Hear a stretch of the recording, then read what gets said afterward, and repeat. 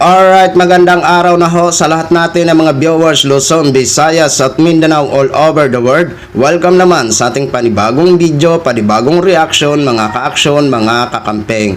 So ngayong araw, kaabang-abang ho ito mga ka-aksyon.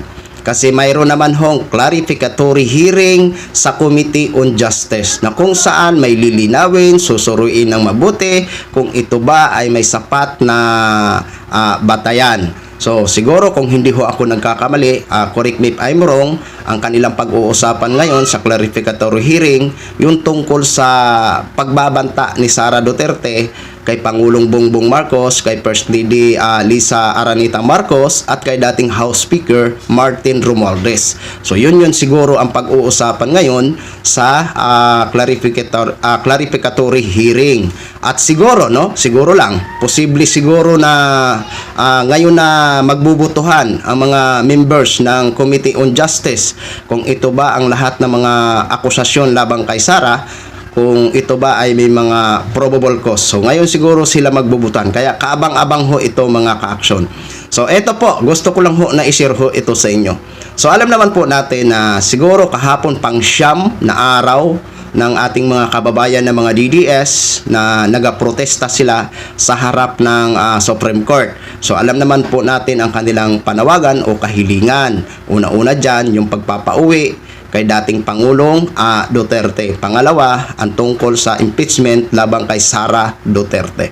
So ito ho mga ka-aksyon, mga kakamping, panoorin ho muna natin ito kasi naawa na ho talaga ako dito sa ating mga kababayan. Naawa na ho talaga ako. O ito, panoorin muna natin si Ate Girl. Supreme Court, kaya pa! Kaya niyo pang tiisin ang pag-araw-araw namin pangangalampas sa inyong harapan ng opisina. Kami po, 10 na aking mga kasama ay surang-sura na sa administrasyon na ito. At alam namin, lahat kayong nakikinig, ganun din ang nararamdaman. Hindi sa amin dito, kundi sa gasolina na araw-araw niyong nilalagay dyan sa sasakyan niyo. Pero anong ginagawa ng ating mga politiko? Ito araw-araw, walang ginawa kundi sirain ang ating Vice Presidente para sa sariling lang kapakanan, para hindi makatakbo sa 2020. Pantalan niyo na ang kaban ng bayan. Maawa kayo sa mga ultimong tao, sa ating mga kapulisan. Ano po ang nararamdaman ninyo sa araw-araw na pagpunta ninyo dito? Nakukuha pa namin ang inyong atensyon o kinukuha nila ang inyong tax? Sapat na ba ang sinasahod ninyo? Sapat na ba sa pamilya ninyo? Sapat na ba sa mga anak ninyo? Maaaring ang iba natatawa, pero sa loob ng puso at isip ninyo, alam nyo hindi nyo na rin kinakaya. Humingi kami sa inyo ng pag-unawa. Humingi kami sa maestrado sa Supreme Court ng inyong pansin. Sa ikasyam na araw na ito, nawa po, hindi nyo kami tinutulugan. Hindi nyo pa kami nararamdaman. Ayaw namin isipin na isa na kayo sa mga binigyan ng mga mali-maleta.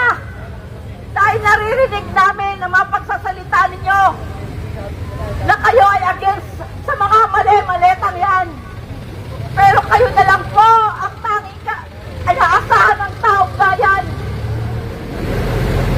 Sa hate, kung kayo lang po ay tumugon sa hinihiling namin na kasagutan sa habeas corpus, hindi po sana mangyayari na kinuha nila ang jurisdiction, ang finality ng kaso ni Tatay Digong. Hindi ho ba kayo nahihiya sa taong bayan? Kami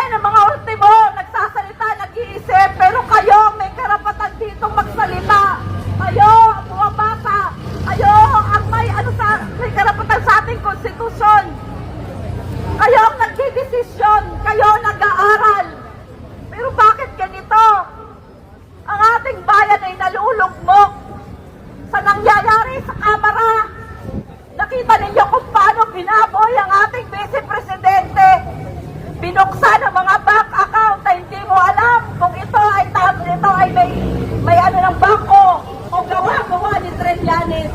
Ngunit alam natin, 2016 pa lang ginawa na ni Trillanes ito, hindi makapasa-pasa. Pero eto ngayon, kaya sa pakataas-taasang hukuman, bumalaw naman po kayo ng naaayon sa ating konstitusyon. Kayo na lang ang sinasandigan ng mga mamamayang ito. Saan pa kami pupunta kung hindi pa kayo gagalaw, hindi kayo nakikinig? Hinihingi namin buksan yung isip nyo, puso nyo. Ito yung mga tao na talagang tulog na tulog na tulog. Sa totoo lang, kahit nakikita na nila sa Committee on Justice na may mga ebidensya laban kay Sara Duterte, pero para sa kanila, no, kinakawawa si Sara. Binababoy daw si Sara. Grabe sa salitang binababoy ito si ate. 'Di ba? Dumadaan ho sa proseso. 'Di ba? Nagkakaroon ho ng pagsusuri, paglilinaw. Kaya nga ho may clarificatory hearing dyan sa Committee on Justice para suriin ng mabuti, linawin ng mabuti kung ito ba ang mga akusasyon labang kay Sara ay may sapat na batayan o probable cause, 'di ba? Ikitang-kita naman ho natin na may mga ebidensya ho doon pa lang ho sa Mary Grace Piatos na hindi registered sa PSA. Ebidensya na ho 'yun, 'di ba? At doon sa pinapabalik na ang total na 448 million na pinapabalik ng COA, ebidensya na din po 'yun na hindi cleared ang pangalan ni Sara sa COA. Pero grabe naman tong mga utak naman ito. 'Di ba? Kahit na si Trillanes inilahad na sa atin na taong bayan kung ano ang kanyang nalalaman, pero para sa kanila ho, gawa-gawa lang. Sa bagay, freedom din po nila yan eh. Pero tayo ho, mga ka-action, mga kakamping, naniniwala ho tayo na talagang itong kinakaharap na impeachment labang kay Sara Lustayera talagang may ebidensya ho. Pero ito ho, abangan lang ho natin mga ka-action ho. Abangan natin ang ngayong araw na ito, di ba? Yun lang ho, ginshare ko lang ho sa inyo yan. Maraming salamat po sa lahat natin ng mga viewers, Luzon, Visayas at Mindanao, all over the world. Ako po ang inyong lingkod, si The Action Man. Have a good day, everyone.